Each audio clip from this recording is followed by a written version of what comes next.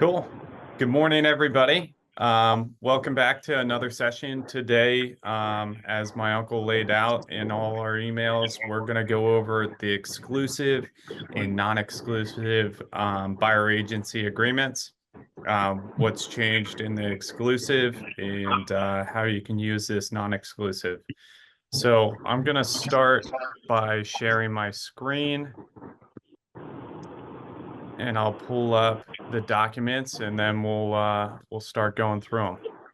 And again, for this session, if you guys could please put yourselves on mute, just like the last time. If you would like to ask a question, please use that animation icon digitally to raise your hand, or you can type in the chat or do the visual wave to the camera, and we'll answer them as they come. But we'd first like to kind of try to go through these documents without any interruptions, and then we'll open it up for question and answer after that. Kong, do you want to kick us off here and start reading us through the exclusive buyer agency agreement? Sure, absolutely. All right, so the buyer agency contract has changed. Remember, it used to say buyer agency, buyer tenant. So they've separated the buy from the lease. So now you have a buyer agency, and it's an exclusive one. Okay. In the red, the first three paragraphs, a buyer agent owes duties of loyalty and confidentiality to a buyer and must act in a buyer's best interest. If a consumer chooses to purchase property without hiring a buyer agent, that consumer will not have a real estate licensee looking out for their interest in the transaction. In an exclusive buyer agency contract, you agree that you will work with only one buyer agent for a certain time period, and that you could owe a broker's fee to this broker if you purchase a property during the contract time period. Contacting another buyer agent and using their services during the term of this contract could mean that you might owe fees to more than one broker. So I think it's really important, even if they don't want to sign this with you, you give it to them so that they can read these first three paragraphs, right? And for them to realize that they should only work with one agent and not sign multiple exclusive buyer agencies, because if it was ever found out, they could potentially be on the hook for multiple commissions. Do not sign this contract until you have read the entire document and discuss any questions with the agent. If you have further questions about this contract, you can also discuss them with the agent's broker or manager. And you have legal questions, you are advised to consult a PA real estate attorney. Okay. Any questions there? Okay. So going down to the middle of the section here, again, the word exclusive is new here. Does buyer have a written agreement, such as buyer agency contract with another broker? Yes or no? Okay. They added the word no law. No law or association of realtors has set or recommended the terms of this contract. So basically it's saying everything's negotiable. Okay. Broker's fee. Okay. Let's go down to B2. Advance fee retainer. Flat fee, blank dollars of broker's fee is earned and due, non-refundable at signing of this contract. This advance fee will be credited against any other fees stated in this paragraph unless otherwise stated here.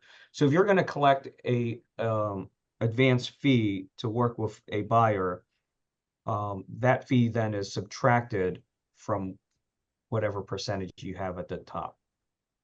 Okay. 3, other. Number 4, broker will not retain any amount greater than the broker's fee agreed to in paragraph 2B, regardless of the source. Okay. So let's say if you have in 2B, lowercase a there, that your fee is 2.5 donuts, and you come to find that the property that your buyer wants to write on is offering 3.5 donuts, the most you can collect is 2.5 donuts. Now, if you put in there, you're going to collect 4 donuts, but the listing that they want to write on is only offering 2.5 donuts, then you have the option to collect that extra 1.5 donuts from your buyer, or you don't have to. Okay. So the most you can collect is whatever is in that percentage box. Okay.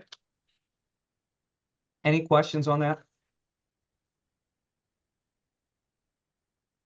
Diane? Yeah, so are we saying there that we have to collect from the buyer, let's just say 2.5%? And then what if a buyer refuses to give you an upfront fee, but they want you to represent them? That upfront fee is just optional. Okay, so they don't have to come up with an upfront fee. Correct. No, it's the same as the old contract. It's just Okay. Yes. most agents didn't charge it. But there's actually a good point though, Diane, that you're bringing up. At this time, I want to go over it. Yes, yesterday we had 2 agents approach us about listings in the multiple listing service that had 0% listed as willing to pay a co-broke agent. And one of them, I don't know whether it was Aaron or Kathy, but one of them, the listing specifically said there was no, in the agent remarks, there was no buyer's agent commission being offered at this time, I think was the wording on it. So what that means with your buyer broker form is if you're getting, if you're going to go show a house today and it says there's 0 in there, you've got 2 options, unless somebody can tell me another one. I could be wrong, but there's 2 options that I know of. One would be, one, you charge it to your buyer and they have to understand that they're going to be responsible for your 2.5 donuts if that's what's in your contract. Or 2, you would need to show the property and attempt an offer with a seller concession of 2.5%. So this is happening, and it happened twice yesterday with 2 different agents in the office. So be prepared for that to happen for a while, and make sure you're communicating with your buyer and they understand that if the seller is not willing to pay a commission, that they're going to be responsible for it. Or number 2, if they're not going to pay a commission, we can attempt to ask for a seller concession to help cover the fees towards that. Okay. Kong, any comment on that? Yeah, that's really your only option. And the other one is to talk to the list agent too, and just really ask them, are you really not offering any compensation from your listing contract? Okay. Okay.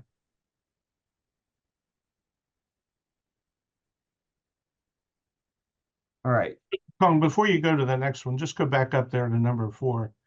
And, you know, we've been debating and talking, and it could be a question we could ask Brett, but broker will not retain any amount greater than the broker fee agreed in paragraph 2B, regardless of the source.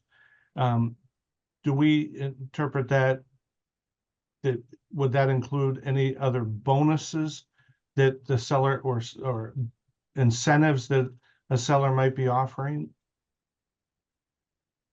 Remember how we were talking about seller incentives to a buyer broker? Sure. You know, My- yeah, go ahead. My interpretation, Tim, is from even if you get it from multiple sources, let's say from the co-broke form, from the seller on the contract, from your buyer, you know, those 3 people, they cannot add up to more than this amount in here. Okay. Yep. So it could be from, again, the seller, right, offering it on the agreement of sale, the list agent, on the co-broke form, and then from your buyer on this. Also, one thing to note, let's go to 2B1 lowercase a, where you put in the percentage or the flat fee, and then the additional. It has to be a real number or something that is easily can be figured out. For example, if you put in 5% of purchase price, we know what the purchase price will be, right? It's on the contract. Then you can take the 5% and multiply it and figure out that number. If you type in something like whatever the seller is willing to give, that's not a real number that can be easily figured out. Okay. No, and Hank Lerner did bring that up, that you're not Yes, allowed that to was brought write- up. That you're not what? You're not allowed to write anything in there besides that specific amount. Like you can't say whatever the seller's offering. Okay. So if you're writing something other than a number in those spaces, remember this, don't do it.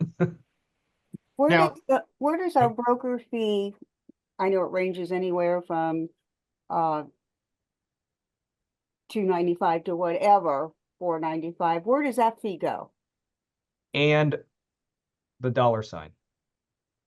Oh, so we can I- still put that fee there, and then the other, on the one on the top is the commission. Right. Here's the thing when I look at contracts, okay? The biggest thing is who signs it. I always look at who signs the contract. That tells you who's involved in the contract, okay? The second thing I always look at is the word and or, right? In this case, it shows up twice in the sentence here. It says with a seller represented by a real estate broker, this broker or another broker, the fee is blank percent of the purchase price or flat fee. So it's one or the other, whichever is greater. And, which means in addition to one of the first two, blank dollars. So Kong, if we can continue to discuss this, there's in Potter County, and then I know in Chambersburg recently, there's been a few sales, especially like a lot sale. Okay. If a lot is being sold for $40,000 and the listing agent's only offering 3%, that's a $1,200 commission. Okay. An agent, if they have their buyer agency listed that they'll accept 3% or 3 donuts or whatever we want to call it, they have to understand they're only getting $1,200. If their minimum, if they declare that their minimum is $2,500, if they're shopping for that type of specific price range or that type of specific property, they might need to put a flat fee in there versus a percentage fee to make sure that if they want $2,500 or $3,000 minimum, that they do that, correct? Correct, because if you notice, it says broker's fee is blank percent of purchase price or blank flat fee, whichever is greater. So in the event that you go sell this $40,000 property and you want $3,000 and they're only offering $1,200, then you would have to enforce your buyer agency agreement in order to get the additional money, which would be your minimum, if that's what your minimum is. Does it have any issue when some financing can only go up to, seller can only pay 3%? And you want 5%, including seller's costs given to the buyer and our commission? That's one of the things that we're going to discuss next Thursday at 9 is what lenders, how lenders are going to treat that Okay, at this point in time. Because we haven't, over the last several years, had a whole lot of sellers pay closing cost help, but it is starting to come about again as the market is sort of shifting in certain price ranges that we've noticed. Again, in certain pocket areas, there are sellers now, once again, paying closing cost help. And that's where we're going to run into a problem, is if they're not offering compensation and the buyers need closing cost help, we've got to figure out a way and what lenders are willing to work with us on that. And to be quite honest, Diane, I don't know that the lenders have it figured out yet themselves. And, this is going to be a learning process for them and their companies in order to figure out how they can keep this market moving, how they can do loans, because they only make money if they do loans also. But they got to try to figure out how to make this work within the Fannie Mae guidelines in order to keep things moving as a result of this lawsuit. So I know it's not a real answer at this point in time, but it's going to happen, but I think it's going to take time.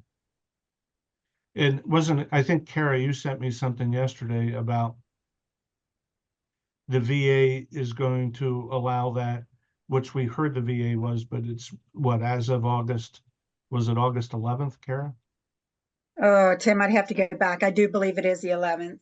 Yeah, I thought I read it in that Mhm. text you sent me, that one loan officer was representing that as of August 11th, the VA is going to allow that. I'd have to go back and look at it.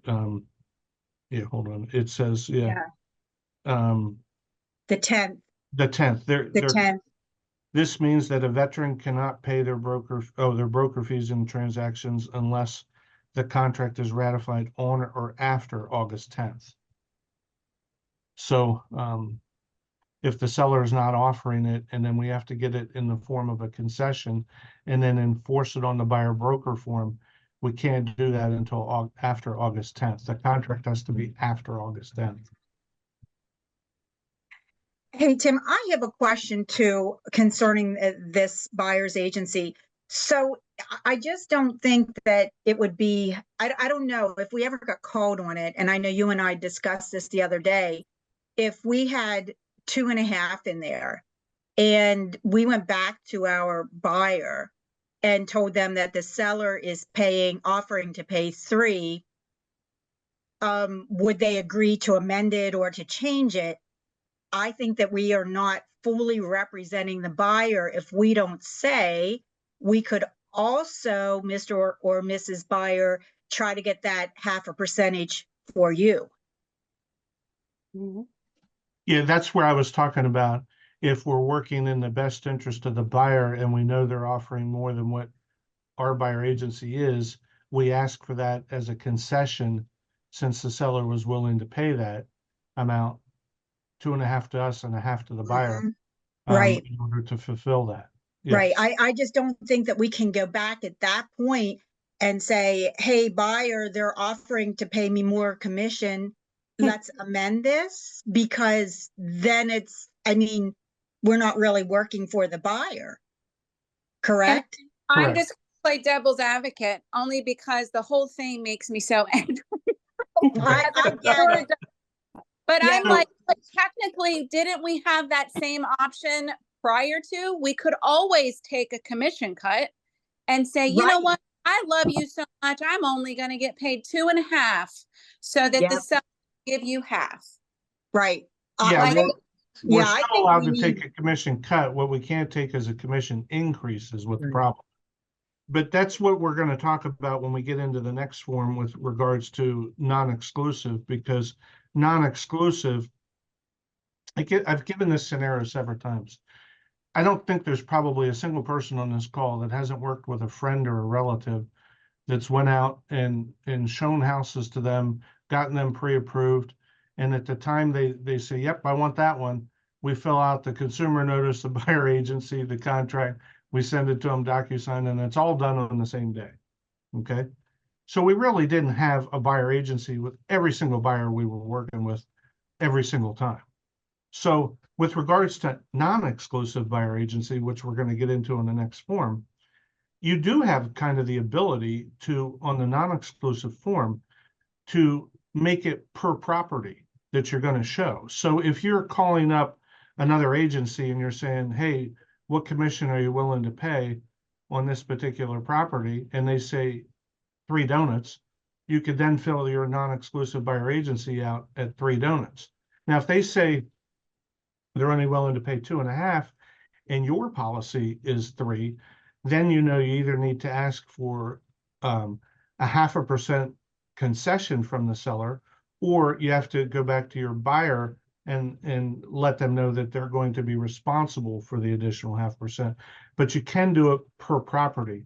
Now, there are rumors floating around that certain agencies are going to ask for a copy of your buyer agency in advance, okay? Well, you know, if they ask for it in advance, we want to know what their commission is in advance Mhm. that they're going to pay too. So it can go either way.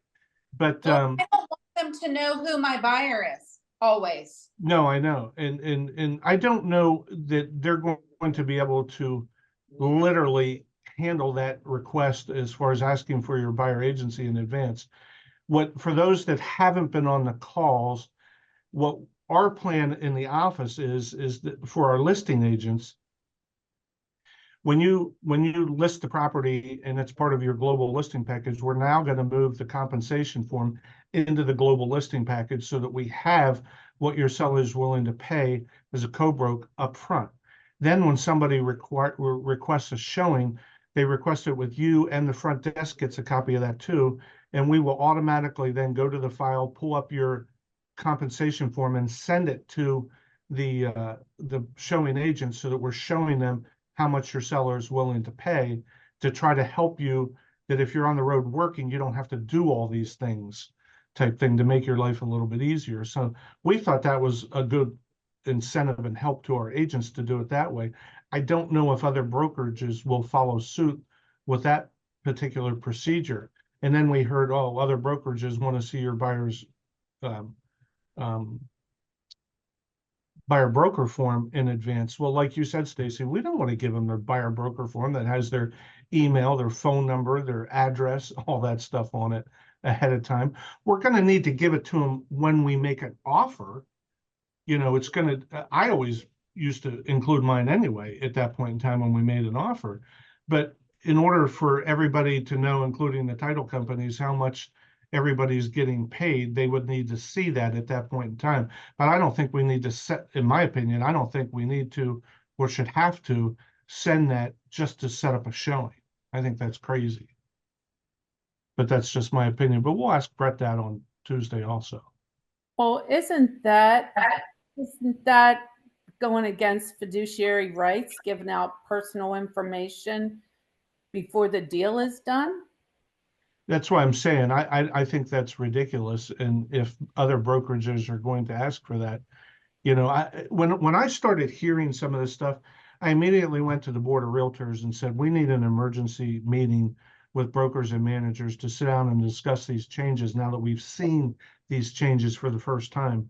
And they refused to set up an emergency meeting of brokers and managers. And they said they wouldn't do it until August 28th after the rollout of the forms and this stuff starts. So unfortunately, we have to wait a month till they'll even allow us to have a meeting with the brokers. Yeah, there's a lot that has to be worked out still, Tim, because I mean, my gosh, that multiple offer form, you don't even have to have the buyer's name on it, right? Because of potential discrimination. So who's to say if I send you a buyer agency form and you look at my buyer's name or where they live currently, and you can say, well, they live here, they can't afford this house, you know, that type of stuff.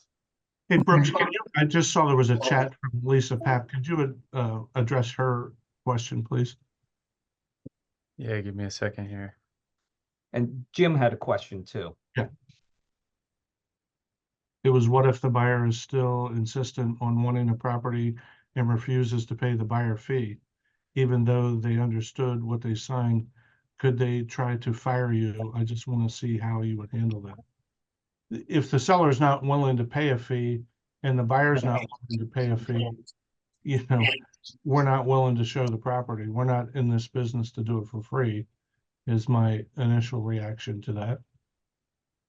Or even write the contract, right? If Right. they If decide they- at that time, then you Right. just don't write the contract. And if they've understood the buyer broker fee that they've signed, and they understand that they could be responsible for a commission, they shouldn't sign something that they're not willing to, you know, agree to if they have to pay the fee. Now, if they Especially can't- yeah, go because ahead. if they see the who the buyer is, and let's say the person's house doesn't sell, there is nothing that gives them wait until the very end of that contract and go back to that buyer reach out to that buyer and say, hey, this house didn't sell and my seller is now willing to do this. That's what's unethically I don't like about it. Can you repeat that? Are you saying that if the seller changed their mind and then decided to pay the fee? Yeah, like if we have to give those buyers agencies contracts to the listing agent, Right, that listing agent has all of our buyers' contact information on it, like you said. There's nothing that states that once that contract has expired, that listing agent can't go after that buyer right. and say, hey, guess what?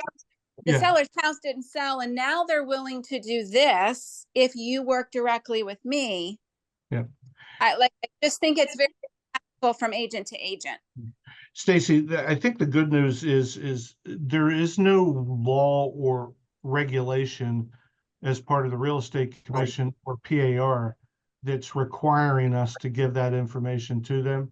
That would be a broker policy if they institute that, and we could refuse that. And if we have a broker that insists on that, then we might have to address that one at a time, you know, where we both get on the phone with the broker and have a discussion about it. But again, I think if we have that conversation with Brett on Tuesday, we can tell him that scenario. And I agree with you, because there have been situations recently where there was an agent from another agency that was offering 0% commission to the buyer's agency. And then I don't know, was it Brooks or Kathy or whomever, that person then changed their mind, or their sellers made them change their mind, and then came back and said, hey, my seller is now willing to pay a fee. But if that happened, if you had a short buyer agency agreement with a buyer like Stacy might be talking about, and then all of a sudden they have your buyer's information and the seller all of a sudden changes their mind, you know, the first call that listing agent's going to make is to your buyer. And I think that's what Stacy's bringing up. Yep.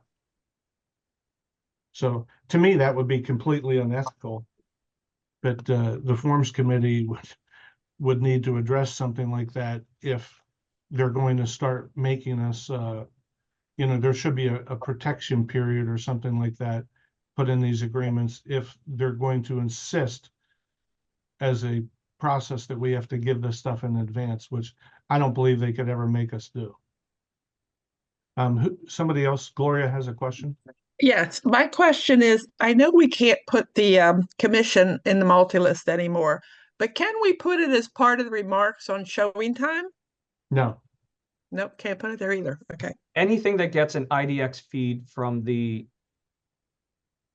multi-list is not allowed. Can we put it on our own websites? As long as it doesn't get the feed. Yes, the You're answer allowed to to put that it on one your is yes. personal website only for you, for our office. Brooks, if you want to comment on what Hank Lerner said too, with regards to, you know, there's already people across the country trying to figure out workarounds on creating websites that all agents could put their commissions in. They're just literally asking for trouble, right?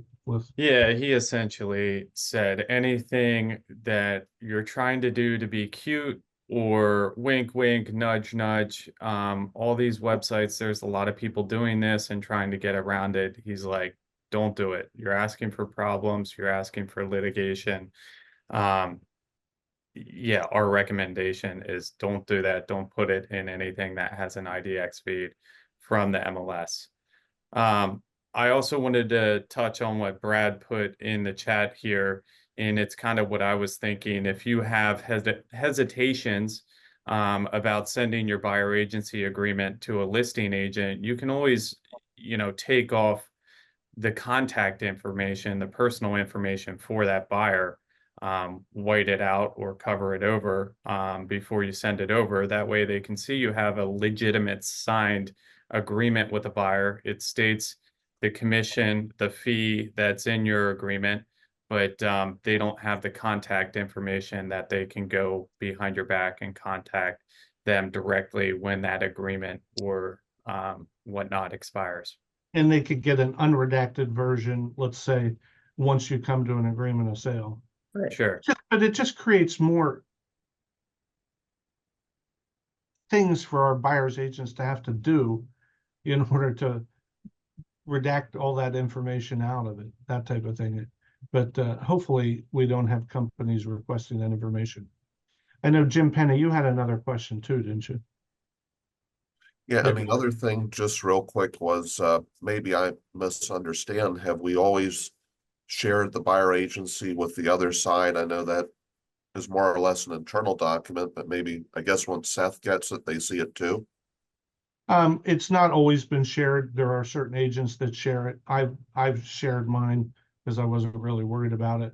But it was not a requirement, and it's not a PAR requirement. It is a requirement of the Real Estate Commission, because when they first come in to do an investigation, the first thing they're looking for is the consumer notice, the buyer agency notice, and the buyer cost sheet, you know. Or on the seller side, they're looking for the consumer notice, you know, the listing contract, and the seller's cost sheet along with the agreement of sale. So, but it doesn't necessarily have to be, there's no regulation that says it has to be shared. The only problem is now, it definitely, if we share it with one another, it makes will make the transaction go a little easier. Thank you. Yep. Anybody else have a question before we move on? Okay. Go ahead, Colin. Okay, we are at letter C, capital C. If buyer leases a property instead of buying a property, so they had a change of heart, I don't want to buy now, I want to lease, then the broker's fee is blank. Okay. Now, the items in blue were already in the existing Yeah. buyer broker form. They just have been moved to a different location. So I don't know if we really need to go through those. Yeah, I think we're okay here, so.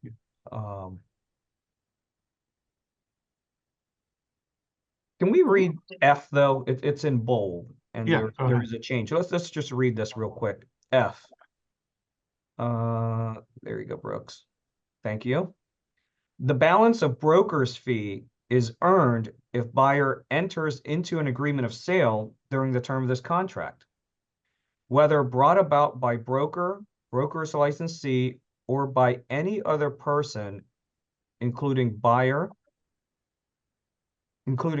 If buyer defaults on the terms of an agreement of sale, broker's fee will be paid by buyer to broker at that time. So the buyer backs out of a deal without any contingency.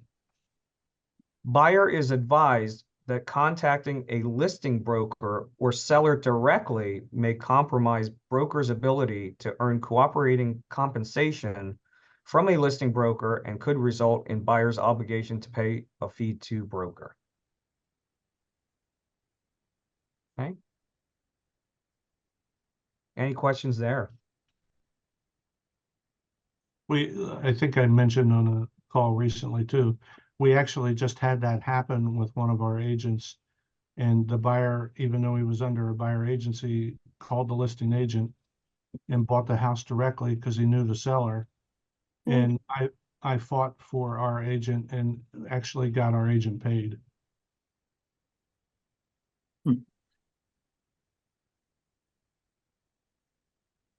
So. Yep. Shall we go on to non-exclusive? Yep, let's dive into the one that's all has all the questions. So this form has always been in our zip forms. It's just hasn't been used, but we have a feeling it may become a little more popular now. It's a non-exclusive buyer agency, and the word contract is in red, so that's new now and very prominent up at the top. Okay. A buyer agent owes duties of loyalty and confidentiality to a buyer and must act in a buyer's best interest. If a consumer chooses to purchase property without hiring a buyer agent, that consumer will not have a real estate licensee looking out for their interest in the transaction. In a non-exclusive buyer agency contract, so this form, you agree that you will work with a specific buyer agent for certain properties, but that you do not have to work with them and they do not have to work with you for every property you may be interested in. Contacting another buyer agent and using their services after you have been introduced to or been shown a property under the terms of this contract could mean that you might owe fees to more than one broker.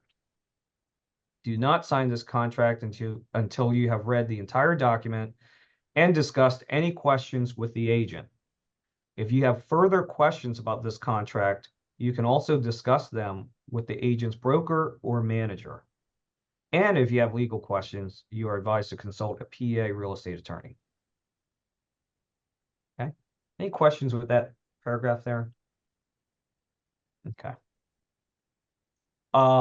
Recently added licensee, company license number and state license number. The first question has always been there. It's just changed a little bit. Does buyer have a written agreement such as a buyer agency contract with another broker? Yes, no. Okay. Actually, Tim, did we talk about what if they write in yes? What if the client says, oh yeah, I have a buyer agency contract? That's a great question, Colin. We never really talked And about that. if, now spitballing this thing around, it would depend upon whether or not they have an exclusive buyer agency contract or a non-exclusive buyer agency contract. So if they had an exclusive buyer agency contract, we most likely shouldn't be working with them where they could owe 2 commissions. I'm just telling you what I'm thinking off the top of my head. No, you're right. If they have a non-exclusive buyer agency, that would mean that they're open to work with other brokers, but we're limited that we can't show them something that another agent signed them up for as far as a property under the non-exclusive buyer agency agreement. So if they looked at Primrose Lane with a different agent and they were under non-exclusive, we could show them all the listings but Primrose Lane.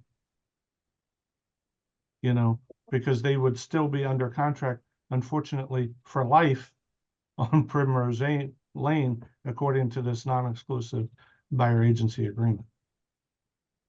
Yep. Okay. So it's kind of important to ask them if they have any sort of buyer agency. And if there is a yes, just explain. And find out which one it is, Right. exclusive or non-exclusive. Okay. Buyer understands that this non-exclusive buyer agency contract is between broker and buyer, and that broker will be buyer's agent for properties introduced or shown to buyer by broker under the terms agreed to below. So 1, start date and term of this non-exclusive. A, no law or association of realtors has set or recommended the term of this contract, so everything's negotiable. B, this contract starts when signed by buyer and broker unless otherwise stated here. So it's very important to date these forms, okay?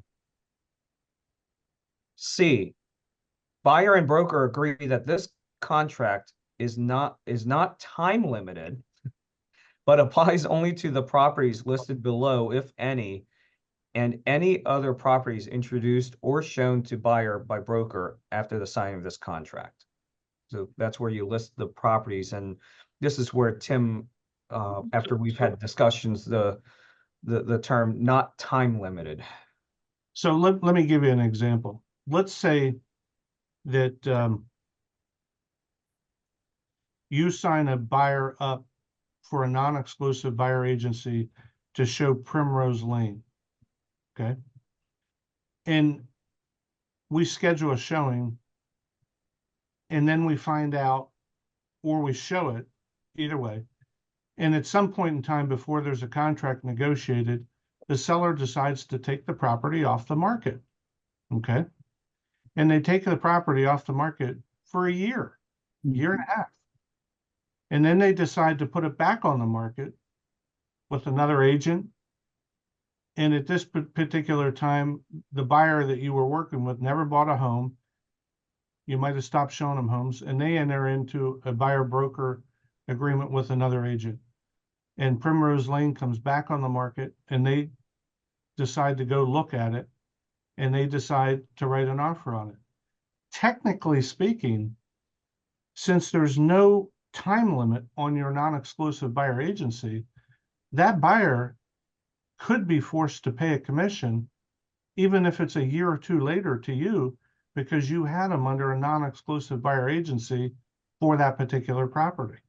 That's where I have this issue on it.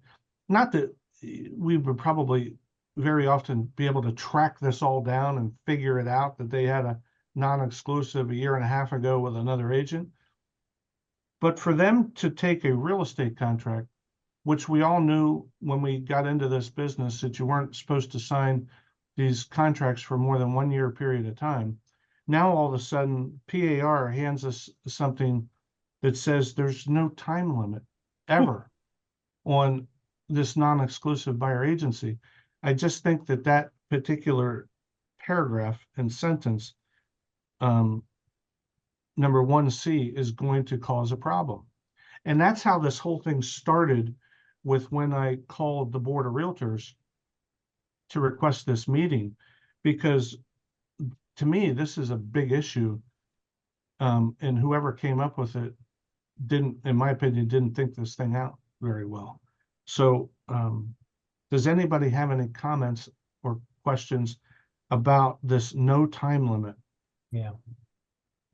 Yeah, the only time limit that is on this contract is the next line D, is if the buyer is negotiating or has entered into an agreement of sale, this contract ends upon settlement. So if the buyer buys a property, this contract is voided.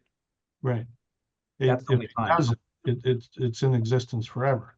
Yeah. But then, and believe me, folks, we've had hours upon hours worth of debate about this paragraph, because if you look at line 2 on 1C,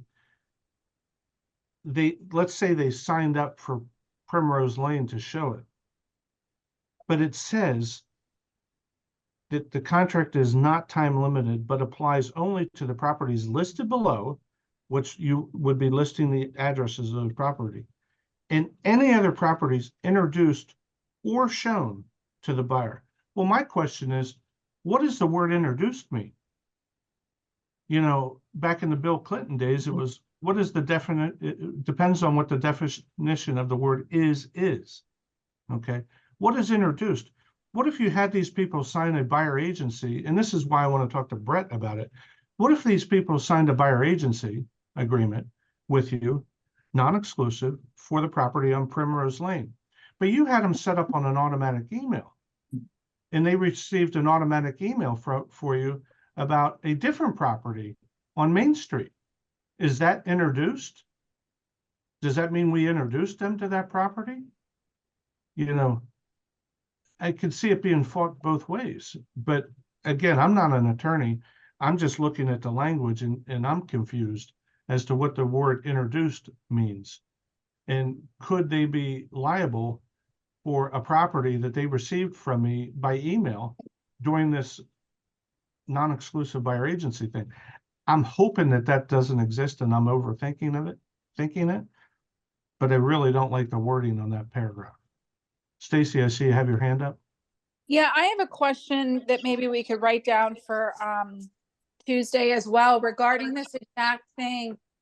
Let's say that I'm the agent that ends up getting this buyer, and I don't even know truly that they have signed with whomever in a year ago or a year and a half ago. Right. Anytime, let's say that agent finds out that their buyer bought the same house or whatever. Is our E&O insurance in jeopardy if that agent decides to fight for the commission? Because then at that point, I'm on a different liability level. Does that question make sense? No, not really. Well, it doesn't, because the responsibility for if there was a different agent involved would mean that that agent and agency could go after that buyer. They can't come after you. So They- like, if there gets to be like a, you know how people, I feel like lately everybody wants a lawsuit. You know how those attorneys end up going after every agent involved, and they go after that E&O insurance. And I'm thinking our deductibles have, like, Well- does that put me in any way in jeopardy? Let me answer it this way. Well, number one, Monday we talked about these forms were literally, in my opinion, designed for more litigation. Okay, so you're 100% correct on that. Number two, unless you're selling a property that's probably $1 million or more, the answer would probably be no. Because if the average property is $500,000 and the commission at 3 Donuts is $15,000, I can't see somebody instituting a lawsuit and then joining you in it. Because a lot of times what I say to these lawsuit threateners is, no problem, give your attorney a check for $10,000 and we'll see you in court in about 4 years. And by that time, they've already spent $90,000 in attorney's fees. You know, a small amount like 15 or 12 or under can go to the district justice level and doesn't actually go to a Commonwealth court or a county court situation. Anybody can sue anybody for anything, but those littler amounts, probably the answer is no. Because first of all, the problem is not have anything to do with the new agent that sold them the property a year and a half later. It's with the old agent going after the buyer for their commission. And that's why I have a problem with paragraph 1C on this form. So it can definitely be a question we can bring up to Brett Woodburn on Tuesday.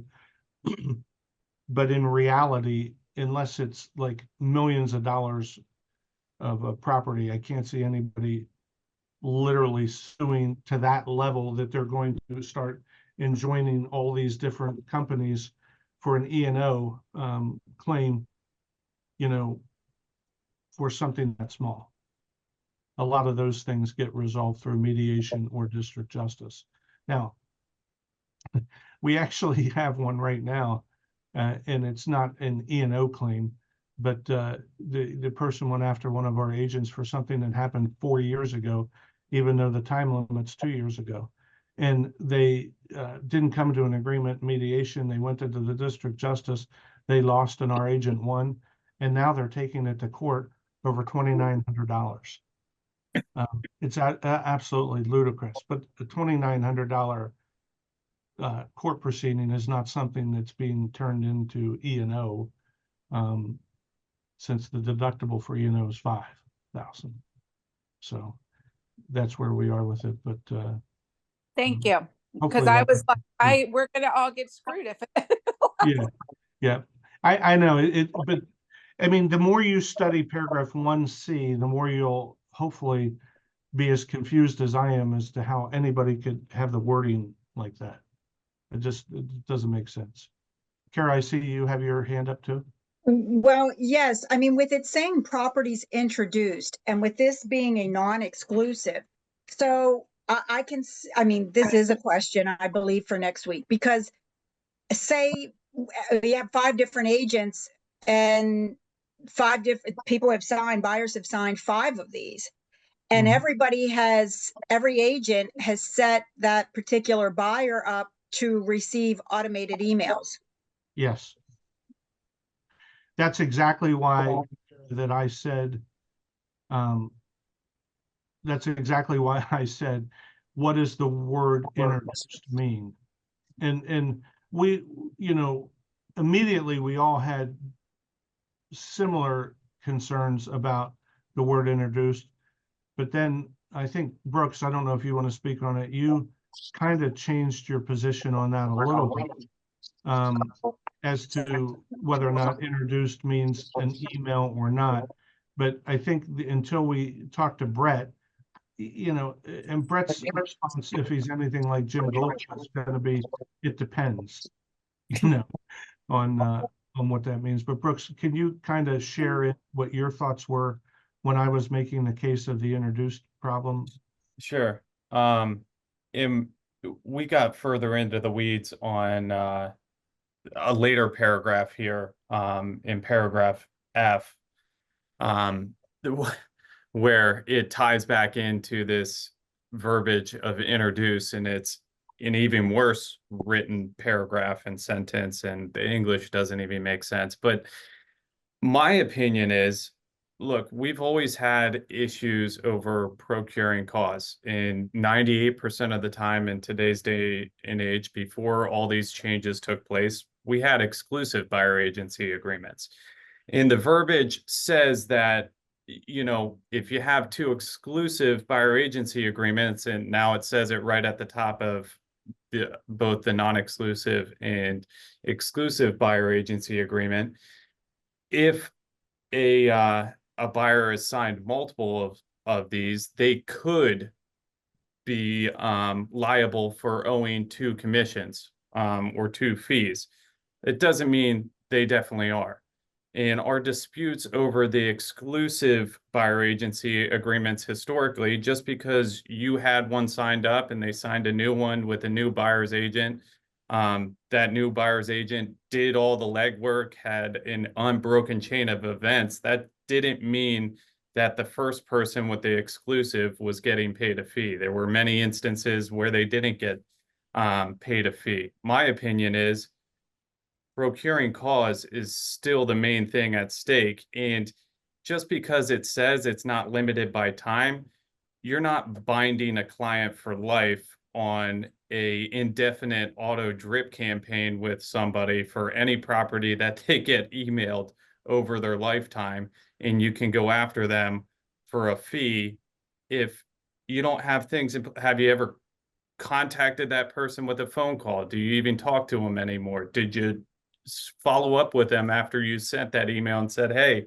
this property is on the market, do you want to go take a look at it? Do you have anything in writing constituting an ongoing relationship?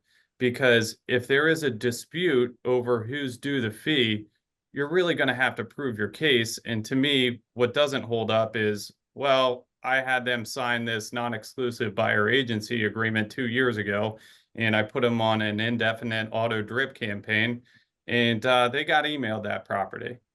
Well, you know, did that go to spam? Did they even see it? You know, there's a lot of ways you can poke holes in that. So before you get too freaked out and scared about people coming after you for it, let's wait to hear Brett Woodburn's, you know, kind of opinion on it. That's And why see we're what he says. labeling our emails, don't panic. Yeah. Yeah.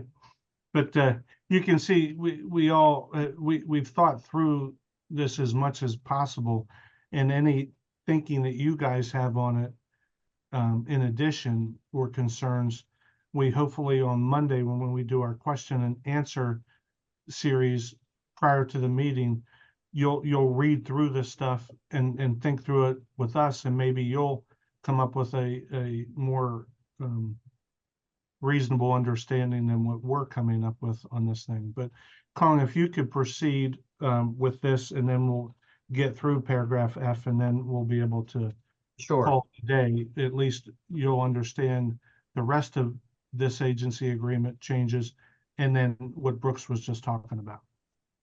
Okay, so we're going to go into the fee section here, broker's fee, and it should look a little familiar from the exclusive buyer agency. No law or association of realtors has set or recommended broker's fee. Basically, that just means everything's negotiable. Broker and buyer have negotiated the fee broker will receive for exercising professional knowledge and skills in locating and assisting buyer in the acquisition of real property, which is available and suitable for buyer. Broker's fee paid by buyer to broker is as follows. So paid by buyer to broker. In a purchase transaction. So this is a purchase, not a lease.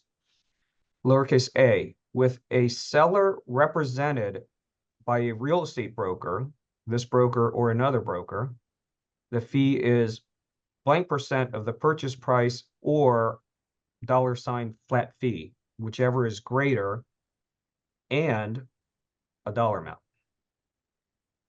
B, with a seller who is not represented by a real estate broker. So you're for sale by owners. The fee is blank percent of the purchase price or flat fee, whichever is greater, and blank dollars.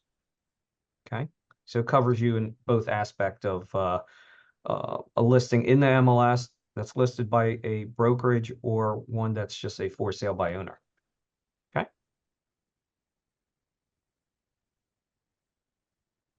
Two, we're talking about the advance retainer fee, which is a flat fee of brokers. A broker's fee is earned and due non-refundable at signing of this buyer agency contract.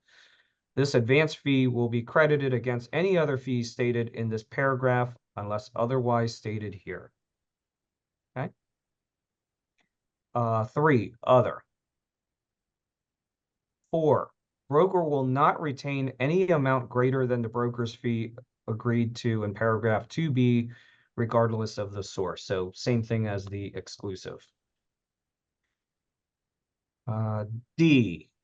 C, if buyer purchases or if buyer leases a property instead of buying a property, broker's fee is fill in the blank. So that's a lease situation. D, even though broker's fee or a portion of it may be paid by a seller or a listing broker, broker will continue to represent the interests of buyer. 1, it is broker's policy to accept compensation offered by a listing broker, called cooperating compensation. If a listing broker offers cooperating compensation that is less than the broker's fee agreed in paragraph 2B, so it's less than what you agreed to with your buyer, buyer may authorize broker to negotiate an increase by using a form such as the cooperating broker compensation agreement. 2, sellers sometimes offer to make financial concessions towards paying buyers' cost at settlement, which could include some or all of the broker's fee agreed to in paragraph 2B if it is not paid as cooperating compensation by the listing broker. Buyer can negotiate these seller concessions by including them in an agreement of sale. So it has to be in writing. E, buyer understands and agrees that if broker receives less than the broker's fee agreed to in paragraph 2B through any combination of cooperating compensation and seller concessions, buyer will be responsible for paying the remainder of broker's fee due to broker at or before settlement. So that's kind of like your buyer beware there. It's all in all caps there. Buyer will be responsible for paying the remainder of the broker's fee to broker at or before settlement. Or you can agree not to take it. Right? Yeah. Yep. Like we have done in the past. Correct. Let's go to F here, and you may not see it, but it's actually in bold. F, the balance of broker's fee is earned if buyer enters into an agreement of sale for any property introduced or shown to buyer, whether brought about by broker, broker's licensee, or by any other person, including buyer or a different broker working with buyer. If buyer defaults on the terms of an agreement of sale, broker's fee will be paid by buyer to broker at that time. Buyer is advised that contacting a listing broker or seller directly may compromise broker's ability to earn cooperating compensation from a listing broker and could result in buyer's obligation to pay a fee to broker. Okay. That was a mouthful. Anybody else have any questions on that? I do. Yeah, When do we Diane. have to start using all of these new contracts, buyer's agency, agreement of sale, if you're working with the buyer now? Okay. Right now, anything you sign remains in place. until, I think it's August 16th or 17th. The new forms are actually coming out on August the 1st. At that point in time, if you have a current listing contract or a current buyer agency contract, you just have to have them go over the NPC form with them and have them sign off on it. You don't have to change your forms at all. There's no obligation to have to change, but there is an obligation that we need to show them and explain to them the differences. For instance, the difference in the listing contract would be that we're no longer now going to market it through the MLS as far as commission goes. And we have to explain to them that there's other methods that we're going to be using to market the commission that's being offered to the selling agent. One of which will be through an advanced cooperating compensation. 2 could be posting it on Facebook. 3 could be putting a little brochure out at the house in a placard that says, you know, hey, buyers agents, you know, the seller's willing to pay X% commission. You just have to explain whatever your policy and whatever you decide to do to market the commission.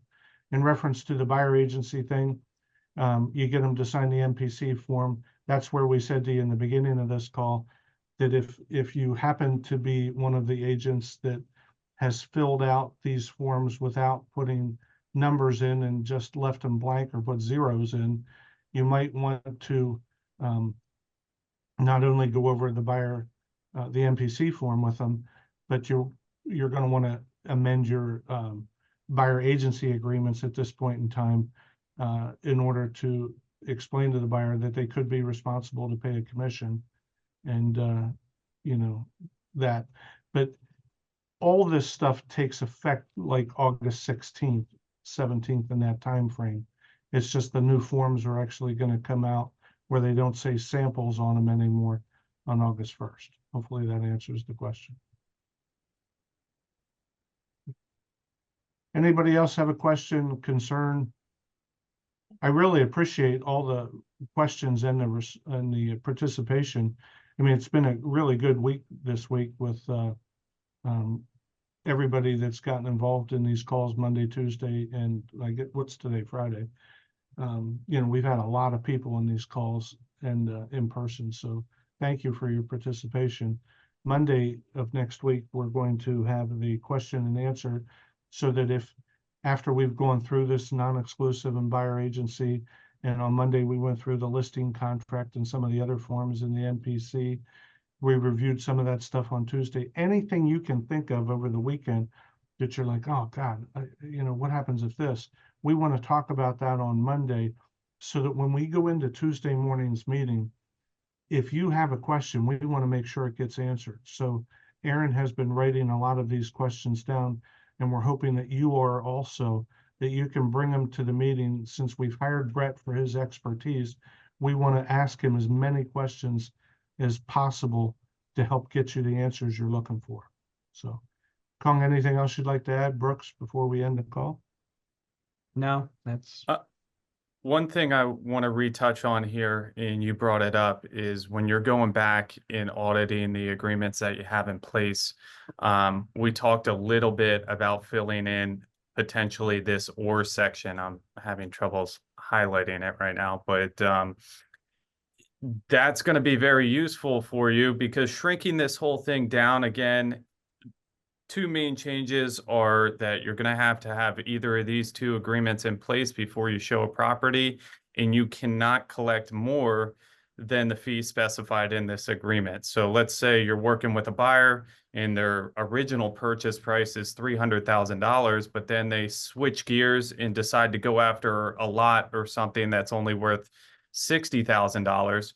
You're going to want to fill out this form in its entirety, adding a or section of whatever minimum commission that you designate for your level of service, whether that's $5,000, $3,000, whatever it might be, fill that in that or section, because if you don't amend these agreements that you have in place and you simply let them ride out, if they're not filled out properly, you won't be able to collect more than if you have 0 in the percentage or 2.5% or 3%, you might be only collecting that on a $50,000, $60,000 purchase price, and you might not be happy about it, but you're stuck to it because of the rule changes.